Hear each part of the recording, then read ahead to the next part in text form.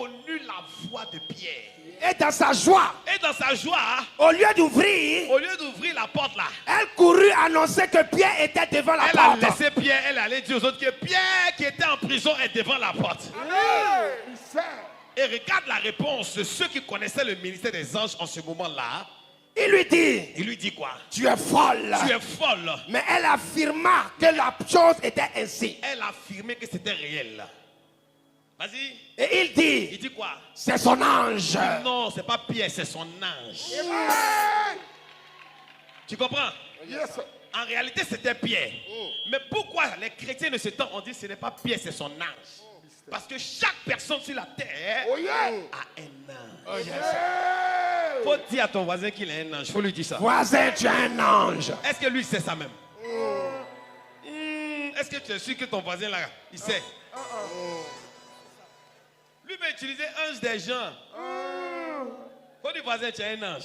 Voisin, tu as un ange. Faut lui dire que tu as un ange. Tu as un ange, voisin. Alléluia. Amen. Qui me comprend? Lève la main comme ça. Lève la main comme ça. Lève la main comme ça. Lève la main comme ça. I receive it. Alléluia. Donc la Bible dit ici que les gens vont dire non, ce n'est pas Pierre, c'est son ange. Et plus tard, ils vont venir ouvrir la porte, ils vont voir que c'est Pierre. Et Pierre va leur expliquer comment lui, Pierre, il est sorti de prison par la puissance de Dieu, mais au travers du ministère des anges. Parce que quand tu lis au début, la Bible déclare que Hérode l'avait mis en prison pour faire plaisir au peuple. Et l'Église a adressé à Dieu des prières. Ceux qui connaissaient le ministère des anges ont adressé des prières à Dieu. Et les anges ont intervenu. Donc ça veut dire que tu peux utiliser le ministère des anges pour faire beaucoup de choses. Qui me comprend? Tu peux utiliser le ministère des anges pour faire beaucoup de choses. Ton passeport peut se perdre.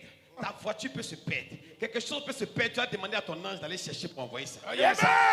Oh, dis-moi un amen. Je vais te montrer. Je suis en train de t'expliquer d'abord pour que tu comprennes.